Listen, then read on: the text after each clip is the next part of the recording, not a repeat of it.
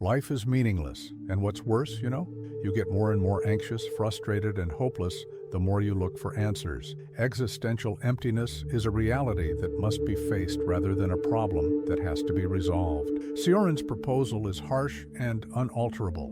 This concern with defending an existence that has never been requested to be explained is the source of human pain. This lack of significance is not an issue. The only true emancipation is this: accepting the ridiculous gives you something that few people have the guts to accomplish while you struggle to fit into an intractable puzzle. The levity of not treating life with such gravity. You are liberated because nothing makes sense. You can now choose to either keep resisting the turmoil or learn to dance in the middle of it, like Cioran did. The notion that life must have a purpose, something significant that inspires us every day, is instilled in us from a young age. Like the air we breathe, everyone has an unquenchable need for significance in their employment, relationships, and personal objectives. Ironically, though, the more we delve to find this meaning, the more existential emptiness confronts us. The inability to discover answers is not the only issue.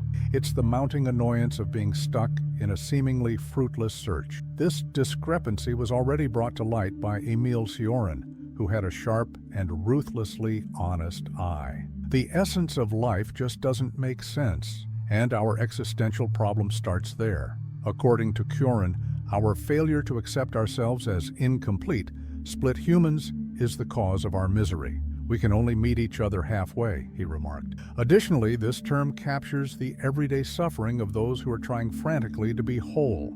Consider the innumerable instances in which we attempt to bridge emotional gaps through relationships, consumerism, or transient diversions, only to discover that the emptiness still exists. We may be tormented by the fact that there is no conclusive answer. The notion that we must be whole in order to live well is dismantled by this philosophical perspective. What then should we do about this abyss? Cioran asserts that acceptance is crucial. Fighting the reality that life has no inherent value is pointless. Consider a person attempting to fill a bucket with no bottom. More escapes, the more water you add. The same is true of our quest for purpose. It may sound radical to stop attempting to fill the gap and embrace it as a natural part of who we are, but it is freeing. It's similar to learning to live with a wound that never goes away, but you don't have to let it control everything you do. Instead of being a drawback, this existential emptiness might serve as the foundation for a more straightforward perspective on life. It's about shifting your viewpoint, not about giving up. Why not just be present in the moment, rather than striving for a universal and unchanging goal? Cioran contends that our preoccupation with unattainable answers exacerbates human misery. Because of its absurdity, life should be embraced rather than solved. Seeing how many people find solace in activities like meditation or contemplation is a concrete illustration of this. These techniques educate us to quiet our minds and accept things as they are, not because they provide answers. We can start living a more honest and unvarnished life rather than constantly wondering why we are here. The link to the following point, our fixation with solutions, begins here. Why do we insist on filling it at all costs if emptiness may be tolerated? We should look at this cycle of restlessness that is fueled by our own minds. An almost obsessive search for explanations is a human characteristic. We are curious about our origins, our future, and most importantly, our purpose for being here. However, this constant pursuit of explanations imprisons us within our own thoughts. Anxiety and irritation spiral out of control every time we attempt to piece together a jigsaw that was never meant to have a solution. Emil Cioran came right to the point with his liberating and destructive worldview. Everything, even our own quest for purpose, is meaningless. According to this viewpoint, demanding definitive answers is akin to attempting to capture the wind with our hands. Because it keeps us from being present, this fixation wears us down.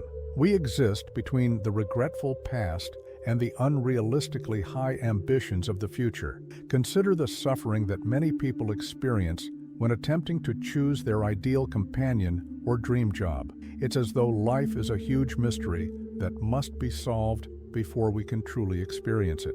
However, as Mr. Orantin correctly noted, The pursuit of meaning itself is what separates us from the simplicity of existence. The more we attempt to make sense of existence, the more we deviate from the truly basic: breathing, seeing, and experiencing. What should we do with this need for clarification? The most logical course of action, in Mr. Cioran's opinion, is to give up on trying to unravel the mystery of existence. He was promoting active acceptance of the ridiculous rather than passive skepticism, giving up, at least temporarily, the tendency to look for answers for everything is a real-world example. Think about taking action without a specific objective, taking a random stroll, looking at the stars, or simply just listening to music without paying attention to the words. The irony of this strategy is that when you stop looking, you begin to uncover minor solutions that are temporary but enough for the time being. The philosophist urges us to accept the notion that living is more fascinating than comprehending. The existential nothingness, which was formerly frightening, can be a creative zone once the burden of knowing everything is removed. It's the realization that not having answers is not a weakness, but rather a chance to see the world unfiltered. Mr. Cioran serves as a reminder that even disorder may have beauty. He proposed that regaining lost lightness can be achieved by reflecting on life's absurdities. It might be therapeutic to laugh at our own inconsistencies, anxieties, and even our never-ending quests. Seeing how great comedians, like George Carlin, turn life's absurdities into scathing yet profoundly illuminating humor would be an intriguing study. Therefore, we start to create space for another perspective by giving up on resolving the grand enigma. What if the agony we so greatly dread was evidence that we were alive? Although suffering is a part of everyone's life, we all seem to attempt to avoid it at all costs. Though they are an integral part of the experience of being alive, everyday suffering, anxiety, loneliness, and disappointments are perceived as challenges to be surmounted. And with scathing accuracy, Emil Cioran stated that suffering is a necessary part of self-realization. He captures an often overlooked reality in this sentence. In addition to being a hardship, pain serves as a reminder that we are completely conscious of life's complexity. We encounter the existential void we so greatly fear while we are in pain. Consider the sensation of loneliness, for instance. Cioran would advise us to confront it head-on, not as an enemy, but as teachers, rather than merely attempting to avoid it with flimsy diversions like overuse of social media or coerced obligation. We can realize that there are no conclusive answers by looking at the emptiness we experience when we are alone. And while this can be frightening, it can also be freeing. It is understandable why this visceral connection between consciousness and suffering is explored in so many literary works, including Sartre's Nausea. The way we avoid suffering is the issue, not the pain itself. Consider a person who loses their job or breaks up with someone. Although the early agony is unavoidable, we frequently attempt to lessen its impact by making promises that things will get better right away. The fixation on getting rid of pain instead of feeling it just makes it worse. Cioran challenges us to acknowledge that pain, no matter how severe, is a natural component of the human experience. Furthermore, it links us to everyone who has been before us and everyone who will follow, all of whom are dealing with the same universal problems. Examining how various cultures view suffering is a useful exercise in addressing this viewpoint. For instance, the Stoics approached Cioran in a similar manner. They saw suffering as a chance for mental development rather than something to be avoided. Read Marcus Aurelius's Meditations to see how he transformed even the most difficult situations into insightful life lessons. This does not imply romanticizing suffering, but rather acknowledging that it is a necessary aspect of being human. Additionally, shared pain has a very human quality. Consider how suffering can be captured in art and music and turned into something wonderful. See how Hacking by Mozart transforms melancholy into beauty. These encounters serve as a reminder that while suffering is unique to each individual, it is also shared by everybody. We develop empathy for others as well as for ourselves through it, and we arrive at a more comprehensive perspective in this setting. What happens if we cease viewing suffering as an enemy if it is unavoidable? In the process, we might be able to comprehend what Cioran meant when he spoke of the freedom that results from embracing the ridiculous. Since pain is a natural part of existence, perhaps it can be relieved by ceasing to reject it. Life is a story that doesn't have a screenplay, a dance without music. We get caught up in disappointments and irrational expectations the more we attempt to make sense of the chaos. Emil Cioran offers a drastic solution with his distinct and difficult methodology. Recognize the ridiculousness of life as it is, without embellishment or explanation. We want a reason to be joyful, not happiness, he remarked.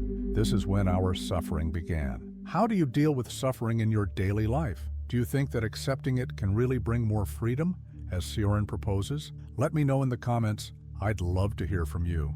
Oh, and if this video made you think, don't forget to like it. It helps me to keep bringing you content like this. Put another way, human suffering stems from our ongoing quest for something to justify our existence, rather than from a lack of joy. You may let go of the pressure of looking for a universal purpose when you accept the ridiculous. Consider a person who strives their entire life to meet expectations from others, such the need for a flawless career or a perfect relationship. This individual is constantly aware that something is lacking. According to Cioran, we should simply live without seeking explanations for why we should. Although it seems straightforward, it is revolutionary. Give away the appearance of complete control. Chaos is the theater on which everything takes place, not the opponent. Accepting the ridiculous is a sign of freedom, not of resignation. Consider a person who has chosen to find joy in the little things rather than striving for immense happiness. Silently sipping coffee, lazily strolling, and gazing at the skies without considering how much time you're spending. When done without any higher goal, these acts can be incredibly freeing. Try it out for a day.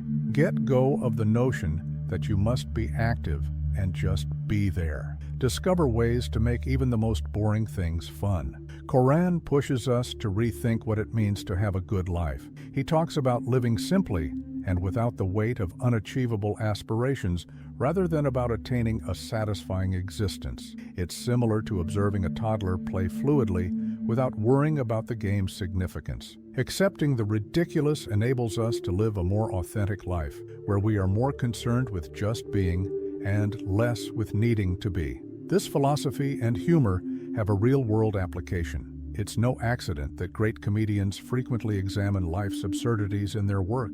A potent way to embrace human paradoxes, imperfections, and even obsessions is to laugh at them. Watch films that use wit and sarcasm to address the ridiculous, such as Monty Python, The Meaning of Life. According to Cioran, humor serves as a coping mechanism for existential emptiness. The lightness of not taking life so seriously is something even more revolutionary that we start to realize as we release ourselves from the weight of finding enormous purpose. The next step is perhaps one of the hardest, but it's also one of the most important lessons Cioran teaches us. Our culture instills in us the idea that everything should be taken overly seriously from a young age. From our academic performance to our professional outcomes, we are conditioned to aim for excellence in all we do. But is it really essential to carry all this weight?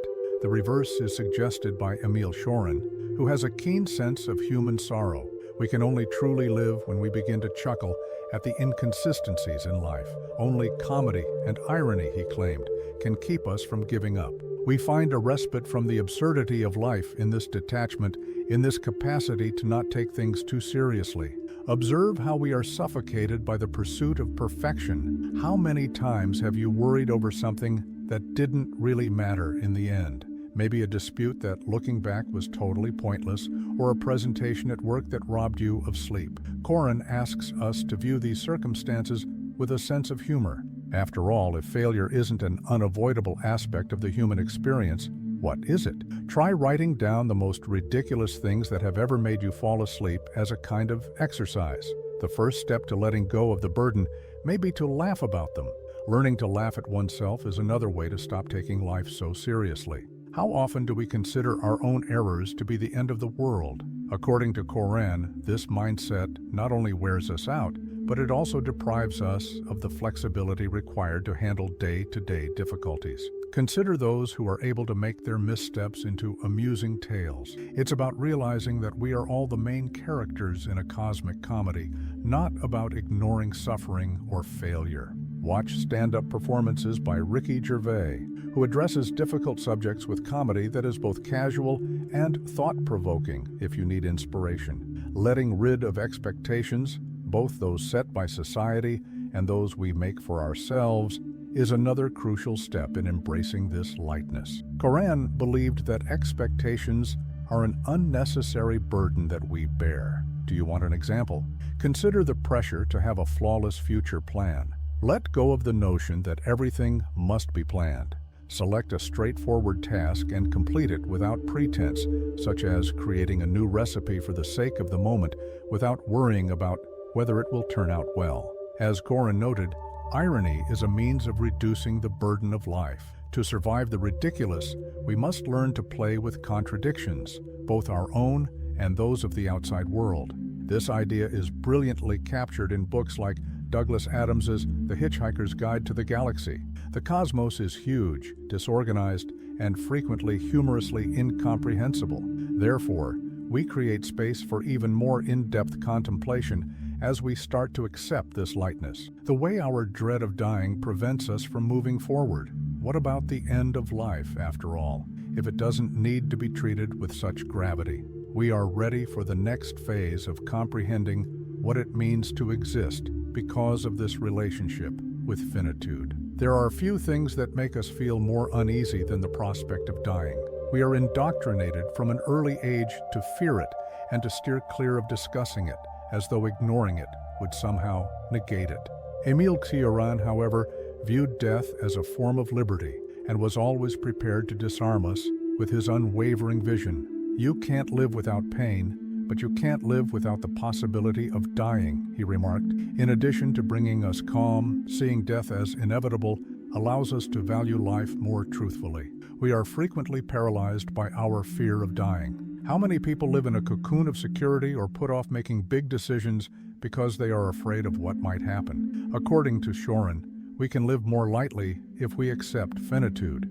Consider a person whose decisions are influenced by their fear of the future. Living in an invisible cage is like that. Given that tomorrow is unpredictable, it would be prudent to take some time to consider what is most important now. Books such as Tolstoy's The Death of Ivan Ilyich provide a visceral understanding of how the threat of death alters our perspective on life. Despite popular belief, facing death does not imply living a morbid life. Actually, the reverse is true. It entails living fearlessly. According to Cioran, we can release ourselves from the demands of a flawless life by acknowledging our mortality. The everyday practice of reminding oneself of impermanence is a basic illustration of this. This concept is not new. Seneca and other ancient historians advocated death meditation as a means of removing distractions and leading a purposeful life. A fascinating understanding is also brought about by this acceptance. Everything is at death level. It doesn't differentiate between achievements, income, or position. So why do we torture ourselves in an attempt to prove or accumulate something? Cioran challenges us to cease evaluating our life in light of outside norms. Rather, view every day as a goal unto itself.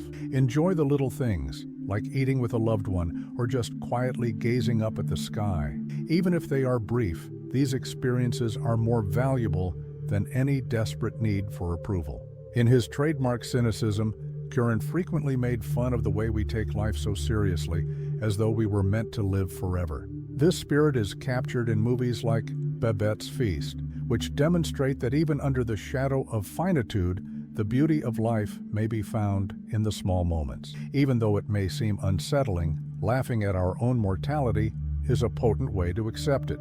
Therefore, by acknowledging death as an integral aspect of existence, we start to comprehend the freedom Cioran advocates. Since everything is transient and nothing makes sense, we are ultimately free to construct our own meanings, which may be fleeting and ephemeral, but profoundly unique. This concept leads us to the last element, which is the elegance of creating our own story. Everything is up for interpretation if nothing makes sense. One of Emil Cioran's most freeing concepts is this one. According to him, the lack of universal significance is an opportunity rather than a condemnation.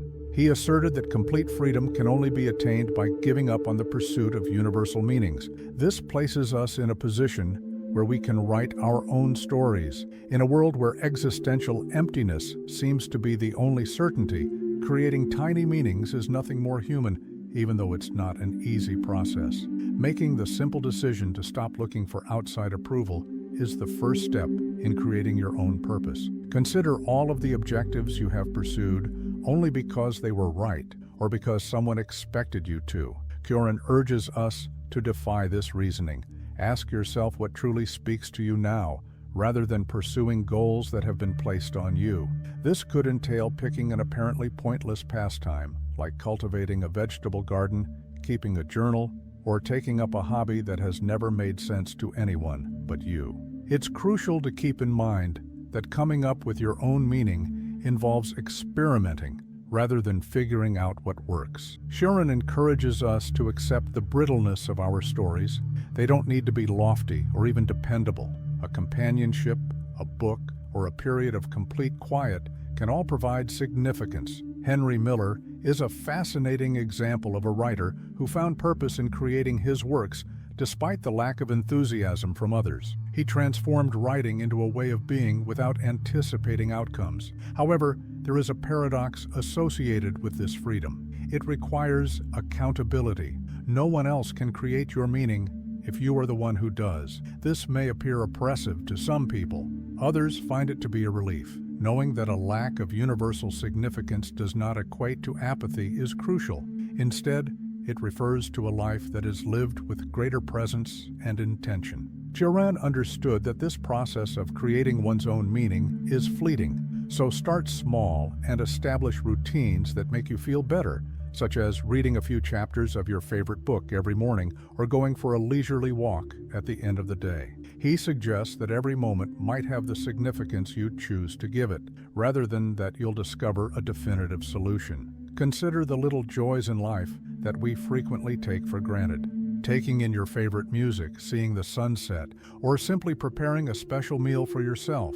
Even though these acts are straightforward, they carry a great deal of weight when viewed as a component of your own meaning rather than as something that is forced upon you. Therefore, by creating your own story, you become free to live according to your own terms and get rid of the need to look for outside solutions. But this independence is not the end. It marks the start of an ongoing cycle of meaning creation and recreation, and it is precisely this practice that enables us to appreciate the beauty of living in the moment, free from the need for explanations or definitive causes. You never needed purpose in life, and it's time to finally come to terms with that.